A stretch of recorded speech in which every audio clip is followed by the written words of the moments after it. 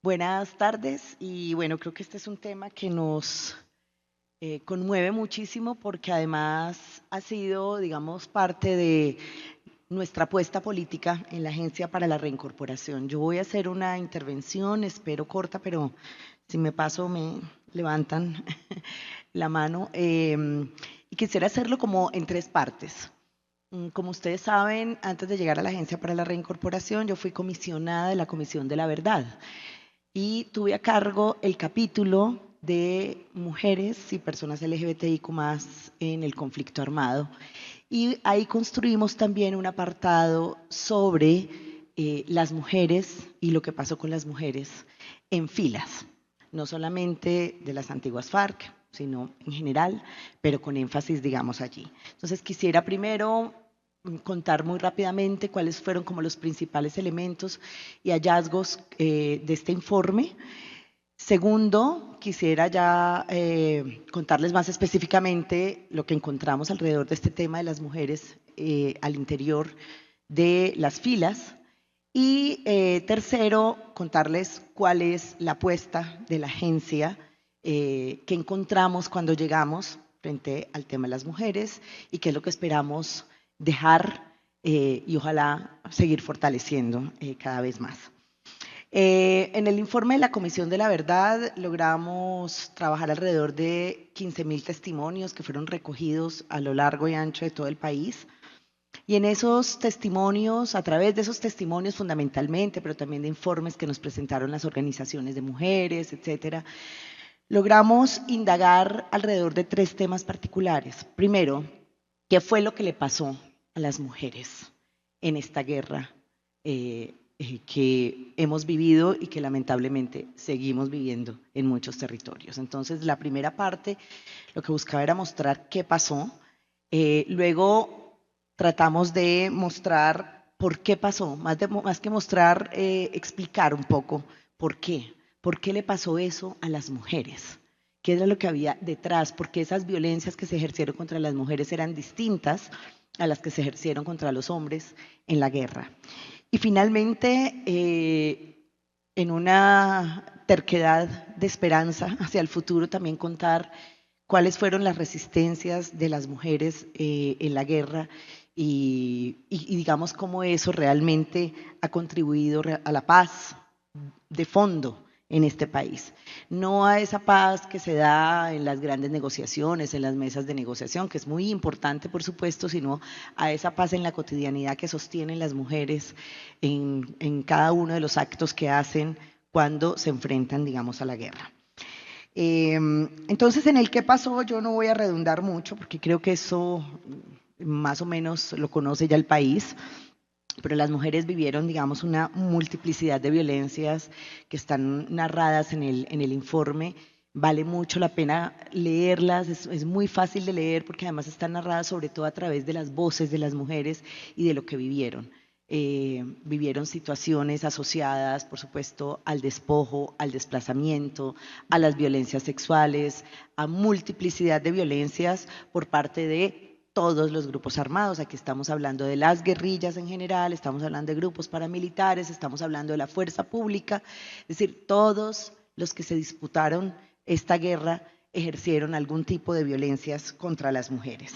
Claro, con particularidades y diferencias. No todos los grupos actuaron de la misma manera, ni en todos los territorios, ni en todos los tiempos de la guerra. La guerra también se fue degradando, se ha ido degradando.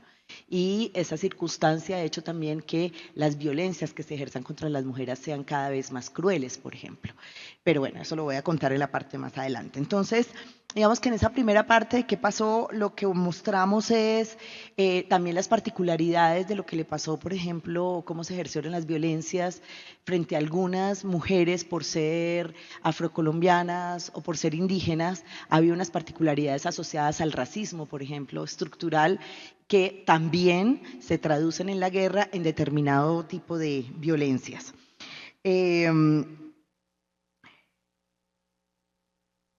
Dentro de este tipo de violencias, nosotros trabajamos mucho con recogimos testimonios de mujeres que participaron en la guerra, repito, mujeres de las antiguas FARC, pero también de otros grupos. Y digamos que ahí habían como varias cosas que yo quisiera comentar. Lo primero, ya lo dijeron las mujeres del video, preguntábamos mucho por las razones por las cuales entraron a la guerra. Y ahí hay una multiplicidad de razones impresionantes, pero uno podía encontrar temas como, uno, la opción política, mujeres que nos decían, yo me fui a la guerra por decisión política, porque creía que en este sistema injusto no se podía transformar de otra manera que no fuera por la vía de las armas, y asumimos que era la única posibilidad de transformar este país. Había una decisión política de muchas de las mujeres que entrevistamos. Otras que mencionaron que se fueron a la guerra también por la situación, por ejemplo, de pobreza. Hay testimonios que ustedes van a encontrar ahí que dicen, es que yo me fui para la guerrilla porque en la guerrilla por lo menos comía 3 veces al día. En mi casa, que éramos 10 hermanos y hermanas, no comíamos sino 1 o 2 veces al día porque no había condiciones ni siquiera para comer. Así que nos iba mejor, digamos, si nos íbamos para la guerrilla. Entonces, condiciones, por ejemplo, asociadas a la pobreza, que también hizo que muchas tomaran la decisión. Otras también narraron, como ustedes vieron en el video, por situaciones asociadas a la violencia familiar, a violencias sexuales o a violencias domésticas, o porque el papá era borracho, golpeaba a la mamá, o bueno, había mucho tipo de abusos o violencias al interior de las familias y se sentían efectivamente más protegidas yéndose para la guerrilla, etcétera.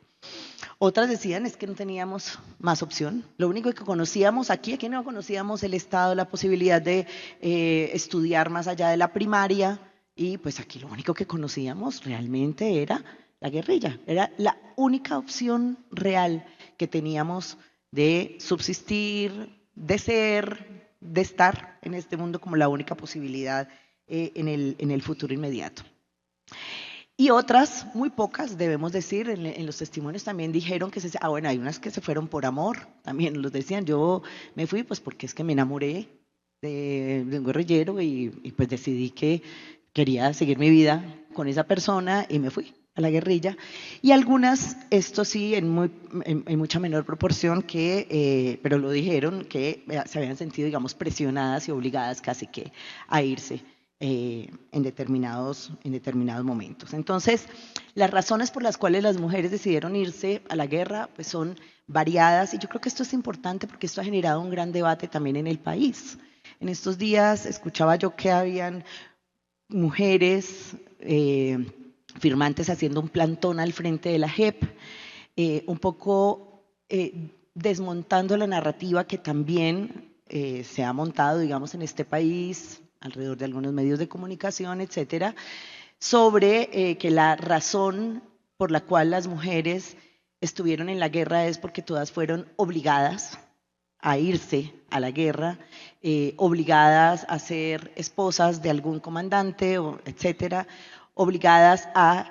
Y yo creo que los testimonios nos muestran, digamos, una realidad diferente. Hay muchas razones por las cuales las mujeres terminaron, digamos, en esta vida, en esta opción por la guerra y en filas. Entonces, vale la pena porque hay que trabajar alrededor o contra esa narrativa de que todas las mujeres que se fueron a la guerrilla se fueron porque les pusieron una pistola en la cabeza, las obligaron o estaban, digamos, bajo presión y obligadas en este contexto. Realmente la Comisión de la Verdad no encontró que fuese de esa manera, digamos, eso es lo que se expone. Segundo, ¿cómo era la vida? Les preguntábamos cómo era la vida en filas. Y creo que ahí mencionaría como 2 temas, o 3. Uno, la gran mayoría decían, pues a nosotros lo que nos parecía interesante es que cuando estábamos allí en la cotidianidad, las tareas eran más igualitarias. Entonces, todo el mundo tenía que lavar ropa, todo el mundo tenía que cocinar, hombres y mujeres, todo el mundo tenía que, digamos, asumir recoger la leña, hacer la guardia, no sé qué, digamos, todas estas tareas cotidianas de lo que vivían intrafilas eran asumidas por hombres y mujeres, que eso, digamos, sentían que lo vivían ahí. Sin embargo, también reconocen que en términos de poder, autoridad y mando, pues realmente las mujeres nunca tuvieron los mismos posibilidades de, por decirlo de alguna manera, escalar en los niveles de mando fácilmente dentro de las filas. Y eso también lo expresaban, digamos, varias de ellas. Y dos temas que nos parecen muy importantes. Uno, el tema de las violencias sexuales intrafilas. Debemos decir que dentro de los testimonios que recogimos, la gran mayoría mencionó no haber sido víctimas de violencia sexual intrafila, que nos decían sí existía, pero era durísimamente sancionado, la violencia sexual intrafilas. Y además, muchos también se contenían, no porque no quisieran, sino porque nosotras también estábamos armadas. Y entonces, digamos, no era tan sencillo. Sin embargo, refirieron, y creo que esto sí es parte de lo que voy a mencionar ahora más adelante, que tal vez una de las situaciones más difíciles que muchas, debo decir no todas, pero muchas mencionaron como tal vez de los temas más difíciles, fue la interrupción obligatoria de sus embarazos. Cuando quedaban embarazadas, el aborto forzado sí es una herida que todavía, digamos, está abierta en muchas de ellas. Nosotros nos preguntamos siempre cuáles fueron como las razones por las que pasaron este tipo de violencias, y yo no me voy a extender aquí mucho, pero argumentamos sobre todo tres aspectos que nos parecieron claves de las razones por las cuales pasaron estas situaciones intrafilas o por fuera de las filas. La primera es el continuum de violencias, que muestra cómo, digamos, hay una cultura machista, patriarcal, que hace que las mujeres estén, digamos, inmersas en un sistema de subordinación, de violencias, de exclusión, pues desde que nacemos, ¿no? En nuestra infancia, adolescencia y adultez. Y eso se vive en la casa, cuando estamos chicas, ¿no? Y se vive también en la guerra, al interior de las filas, y aún las mujeres que no hacían parte de la guerra, que eran civiles, que también han vivido, digamos, este tipo de violencias.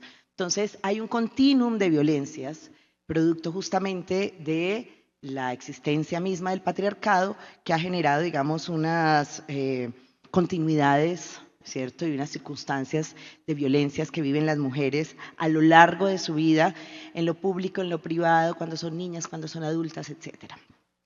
Un segundo aspecto que nosotras trabajamos fuertemente, y esto es muy interesante, creo yo, del informe, y ahí les invito mucho a leerlo, sobre todo a los hombres, me parece que es muy interesante, fue todo el análisis sobre las masculinidades guerreras. Es decir, cómo, bueno, ya crecemos en una cultura y en una sociedad que pone a los varones en un lugar de poder distinto al de las mujeres. La compañera del video lo decía, es que siempre nos enseñaron que los hombres estaban por acá, ¿no? Arriba, y las mujeres por acá, subordinadas. Bueno, eso que se vive en todos los escenarios, en los contextos de guerra, es todavía mucho más exacerbado porque las masculinidades de quienes están en las armas son masculinidades que se tornan, por obvias razones asociadas a la guerra, más autoritarias, ¿no? Más verticales, y es mucho más difícil la manera, por ejemplo, no lo digo solamente por las guerrillas, nosotros también trabajamos ahí sobre las masculinidades, por ejemplo, de los grupos paramilitares, o las masculinidades que se forman en la fuerza pública, ¿cierto? Muestran cómo es doblegar al otro, el dominio del otro, y por esa vía de la otra, ¿cierto? Es lo que está en el centro de los valores de la masculinidad.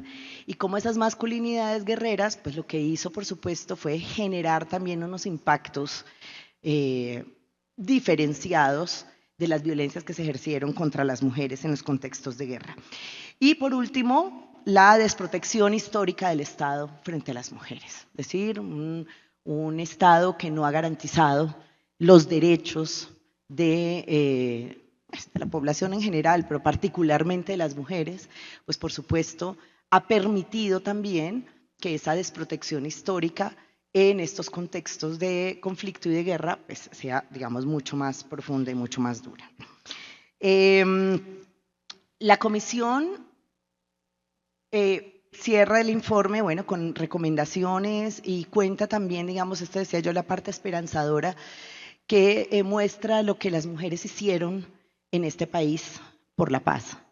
Y yo creo que parte de lo que las mujeres hoy narran en este video es lo que han hecho las mujeres que no estuvieron en la guerra, pero las que hoy están también en la paz, que hicieron y lograron sostener este país en los momentos más difíciles del conflicto armado. Yo creo que lo siguen haciendo. En ese capítulo, en ese apartado, contamos esas formas de resistencia impresionantes que tuvieron las mujeres en la búsqueda de los desaparecidos. Por ejemplo, hoy tenemos una organización de firmantes que busca también desaparecidos y está liderada por mujeres, eso no es casualidad, pero las mujeres también en ese momento se resistieron porque iban y sacaban a sus hijos y sus hijas de la guerra, las mujeres cultivaron para la paz, las mujeres sacaron recogían a los muertos que bajaban por los ríos y los enterraban y les oraban. Las mujeres hicieron tantas cosas en la vida cotidiana para soportar la guerra, para soportar sus familias, para sostener la paz en medio de tantas dificultades, que yo creo que ese es el activo político más importante que tiene hoy este país. Y tengo la convicción que el cambio de este país está en manos de las mujeres. Yo creo que después de escuchar y leer todo lo que las mujeres han hecho por la paz, día a día, tengo la convicción de que somos las que vamos a poder también promover, empujar transformaciones profundas en este país. El informe tiene un elemento que me parece que es muy importante de señalar. Yo le decía a algunos firmantes, vale la pena leerlo, porque yo creo que en el informe se aclaran muchas inquietudes, sobre todo de las narrativas, como repito, se han instalado también en este país. Nosotras decimos claramente que nosotras no pudimos comprobar, por ejemplo, que la violencia sexual fuese utilizada, al menos por las guerrillas, ni por la fuerza pública, no pudimos comprobar que fuese utilizada como un arma de guerra para despojar o para generar beneficios militares. Que no quiere decir que no hubieran ocurrido violencias sexuales. Todos los actores armados, las guerrillas, los paramilitares, la fuerza pública, ejercieron violencias sexuales contra las mujeres. No estoy hablando de intrafilas, sino contra mujeres de las comunidades. Y los testimonios así lo dicen. Sin embargo, nosotros lo que decimos es que en el caso de las FARC, del ELN, que fueron los testimonios que más conseguimos, y de la fuerza pública, no se constituía en una estrategia de guerra. Es decir, no se ejercía violencia sexual para ganar posiciones en la guerra. Pero repito, no quiere decir que no se dieran. ¿Dónde sí pudimos encontrar que se ejercía violencia sexual como arma de guerra? En los grupos paramilitares y particularmente en algunos bloques, el bloque Caribe, en el Meta Putumayo. Creo que fueron como 3 que pudimos analizar, y era porque se daban las órdenes, es decir, los mandos daban órdenes de que se debía violar a las mujeres para que las comunidades salieran del territorio y despojar entonces esas tierras. Sobre todo para el despojo de tierras fue utilizada como un arma de guerra la violencia sexual. Pero el informe hace, digamos, una claridad muy importante en este sentido. Entonces, la violación sexual no fue utilizada, en este caso, por ejemplo, por las FARC como arma de guerra. Sin embargo, en el caso de los abortos forzados, el informe sí concluye que sí hubo, digamos, una política. En los testimonios hay mujeres firmantes que dicen, pues lo que pasa es que para nosotros era evidente que no podíamos tener hijos dentro del… Es decir, yo recuerdo una diferencia de 2 testimonios, una mujer del bloque oriental que nos decía, pero era imposible pensar que pudiéramos tener hijos, ¿no?, cuando estábamos viviendo los bombardeos, el conflicto día a día, etcétera. Pero entrevistamos a una mujer del bloque Caribe y nos decían, bueno, sí, aquí la cosa no era tan inflexible, digamos. Y claro, las condiciones de la guerra de un lado y de otro eran muy distintas, ustedes lo saben mejor que nosotros, entonces sí había también diferencias en ese sentido, pero aún así creo que este tema de las interrupciones obligadas del embarazo de muchas mujeres firmantes sigue siendo un tema importante de abordar, porque así como hay unas compañeras que siempre plantearon esto como parte de su decisión política, etcétera, pues hay otras que sí tienen, digamos, esa herida todavía allá abierta de esa interrupción de esos embarazos. Entonces, creo que ahí hay un tema todavía sobre el que hay que seguir trabajando. Creo que nosotras deberíamos, esto lo digo yo ahorita, solamente elaborando, trabajar un poco sobre ese tema con las mujeres, porque creo que son heridas que hay que ayudar, digamos, a tramitar, a cerrar, etcétera. ¿Cuál es la apuesta entonces de la ARN? Cuando llegamos, y de nuevo el video, como dijo el Gamparo, el video no nos dejó ya mucho por decir, pero cuando llegamos encontramos varias cosas. Claro, que la reincorporación tenía muchos rezagos, yo los he dicho estos días, en vivienda, en tierras, etcétera, etcétera. Pero también encontramos que la reincorporación, sobre todo para las mujeres, sí que tenía muchísimos rezagos. El 30% de los y las firmantes son mujeres, bueno, un poquito menos, como el 28, algo así, son mujeres. Y efectivamente, y este dato siempre lo digo porque me parece que es importante resaltarlo, y es que después de la firma del acuerdo de paz, pues nacieron 8.000 niños y niñas. Ayer vimos una bellísima muestra, y ahorita, hace un ratico también, de estos hijos e hijas de la paz. Y creo que ese es tal vez uno de los síntomas más esperanzadores del acuerdo. Pero sin duda también, y las mujeres lo dicen, toda la carga del cuidado de lo que significa esa maternidad, etcétera, pues cayó fundamentalmente sobre las mujeres. Y esas recargas del cuidado, pues ha hecho también que ellas tengan menos espacios, a no ser que se toteen, como dijeron, nosotras podemos, lo dijo el Gamparo también, nosotras podemos cuidar los hijos, cocinar, pues yo creo que sí podemos, pero es lo que se debe hacer. Eso tiene unos costos también para las mujeres en términos de su salud emocional, física, etcétera, muy alta. Entonces, sí encontramos una sobrecarga en las tareas del cuidado de las mujeres firmantes, que pues, han tenido muchas dificultades entonces para poder avanzar de una manera más fácil en su proceso de reincorporación, en la participación en las cooperativas, en la participación política, en la participación en los escenarios públicos, económicos, etcétera. Entonces, digamos que encontramos, por supuesto, que para las mujeres sí ha habido más barreras en el proceso de reincorporación, gracias a la recarga del cuidado. Dos, sí hay más barreras por la estigmatización, lo decía ayer Sandra Ramírez. Ella lo mencionaba aquí, ella decía, es que para nosotras además, pues de la estigmatización que cargamos por haber sido guerrilleras, como a los hombres, hay un doble señalamiento, porque es la noción de cómo quien da la vida puede irse para la guerra a quitar la vida. Entonces el cobro es mucho más alto. Es una noción esencialista, por supuesto, ¿cierto? De lo que significa dar y cuidar la vida, que nos la cobran, por supuesto, mucho más altas. Poníamos algún ejemplo. Siempre que se habla de, o que se hacían en alguna narrativa frente a algunas mujeres guerrilleras, ¿no? De algunos bloques o frentes, se les magnifica, digamos, la dimensión de crueldad, etcétera, básicamente por eso, por ser mujeres, y porque su rol no debería ser ese, sino que su rol debería ser estar en una casa cuidando a los hijos, las hijas, y no estar, digamos, en la guerra. Entonces, hay una, por decir, doble estigmatización frente a las mujeres que hace que, de nuevo, digamos, esas barreras sean mucho más fuertes. Entonces, sí encontramos que para las mujeres es más difícil. Bueno, y lo otro que encontramos, ese es el tercer aspecto, es las violencias, ¿sí? Y eso que nos decían, que es que cuando nosotros estábamos adentro, pues no tenían que pensar dos veces para maltratarnos, porque es que nosotras estábamos también armadas, es decir, habían unos niveles de respuesta, ¿no? Distintos.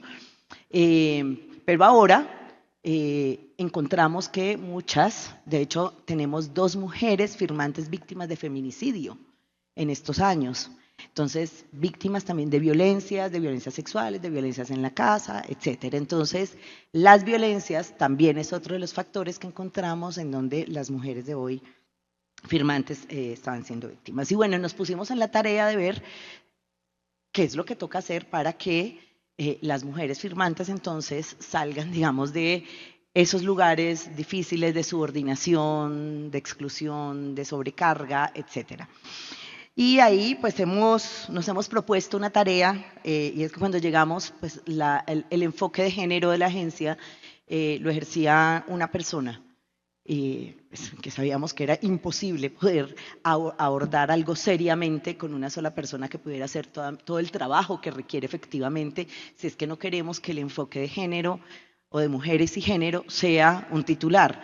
Entonces lo primero que hicimos fue fortalecer el equipo de la agencia para que pudiera atender. Es un equipo que viene de los procesos feministas, de las organizaciones de mujeres y que, digamos, tiene un enfoque justamente que nos ha permitido avanzar hasta donde hemos podido avanzar. Entonces, que yo no sé si Juliana va a tocar ahora eso más adelante, pero equipo era necesario. Pasamos de una persona a tener hoy casi 40 o 35, 40 compañeras que están aportándole a las mujeres y sus organizaciones en procesos de acompañamiento, para que las mujeres tengan, digamos, más rápido y más fácil acceso a la oferta institucional que hace la agencia, que hacen otras entidades, a que se encuentren las mujeres, etcétera. Luego, pues por supuesto, además del equipo, pues equipo y presupuesto, ¿sí? Porque si no, de nuevo, pues es un titular. Así que hemos asignado recursos concretos para trabajar al menos en 4 temas. 1, prevención de violencias contra las mujeres firmantes. 2, todo el tema de derechos sexuales y reproductivos, que también es muy importante. 3, el tema de las recargas del cuidado y la autonomía económica de las mujeres firmantes. Y 4, todo el proceso de acompañamiento, un acompañamiento con un enfoque específico a las mujeres que pues han quedado viudas y sus hijos e hijas y cómo abordar, digamos, ese tema. Pues la mayoría de los y las firmantes asesinados pues de los firmantes asesinados son hombres y pues la idea es que las mujeres que quedan viudas y sus hijos e hijas pues tuvieran, digamos, un acompañamiento más directo. Ahí hemos destinado entonces equipo y recursos para garantizar que estas iniciativas dirigidas pues sean, digamos, atendidas para las mujeres. Lo segundo es que en el programa de reincorporación integral se definieron acciones concretas para las mujeres también, ¿cierto? Acciones, que no me acuerdo, 37, si no estoy mal. Perdón, gracias. 51 acciones específicas dirigidas a las mujeres, también para garantizar que pues, no es carreta, sino que el enfoque no es un titular, sino que tiene garras. Así que a esas acciones específicas también sumamos acciones de transversalización del enfoque de género, acciones transversales que le permiten a las mujeres firmantes y sus organizaciones poder acceder de una manera más fácil, más rápida y con ciertas prioridades a la oferta institucional. Entonces, ¿qué tipo de cosas hacemos? Por ejemplo, en la estrategia de sostenibilidad económica, a los proyectos productivos que son de mujeres, de organizaciones de mujeres, se les da una priorización en la evaluación, en el análisis, en el puntaje, etcétera. A las iniciativas, por ejemplo, de fomento, las organizaciones de mujeres tienen un puntaje adicional en el concurso abierto que se hace. De tal manera que estos sean estímulos para que efectivamente podamos abrir el camino y que esas barreras… bueno, aquí me están recordando otro. En la estrategia de sostenibilidad, bueno, en el proceso de sostenibilidad económica, acabamos de firmar un convenio con el Banco Agrario para créditos productivos individuales y colectivos. Y después de 8 meses de que la persona o la organización esté pagando el crédito puntual, etcétera, la Agencia para la Reincorporación hace un aporte a capital a esa deuda. Si son mujeres, el aporte a capital es de 13%, si son hombres o personas LGBT, hombres, es de 11%. Es decir, el aporte a capital del endeudamiento para las mujeres es mayor. El aporte que hace la ARN a ese capital. Bueno, ese tipo de ejemplos son medidas que buscan justamente tratar de erradicar las barreras, las dificultades que sabemos que tienen hoy las mujeres firmantes para poder seguir avanzando en ese proceso de reincorporación. Y cierro con algo que parece que es importante. No podríamos hoy avanzar con la decisión y la voluntad política de trabajar con las mujeres si quienes estuvieran al frente no fuésemos fundamentalmente mujeres. Y eso es una decisión política porque yo también tengo la convicción de que pues las mujeres sí podemos estar en todos los temas, incluido la reincorporación. Por eso hoy el 80% de las mujeres de la Agencia para la Reincorporación que están en los cargos de dirección, perdón, el 80% de los cargos de dirección somos mujeres. Y yo creo que eso genera también otro lugar en el pensamiento, en la sensibilidad, pero sin duda en la decisión y en la voluntad política de transformar y de garantizar la visibilidad de lo que hacen las mujeres, en este caso las mujeres firmantes, de mostrar también las acciones específicas y de mostrar resultados que seguramente tendremos que seguir abordando. Me faltó una acción, la formación política de las mujeres, que no la dije, pero que también ha sido muy importante trabajarla a través de las escuelas políticas que hemos realizado a lo largo de todo este año y que fortalecen, digamos, justamente los liderazgos de las mujeres. Entonces, cierro diciendo que a pesar de las dificultades, a pesar de que a veces pareciera que la reincorporación estaba para reincorporar a las mujeres a lo peor del patriarcado, pues también es posible salir de ese lugar si hay decisión, si hay transformación política en esas decisiones, y esa es la tarea que nos hemos impuesto en la Agencia para la Reincorporación. Muchísimas gracias.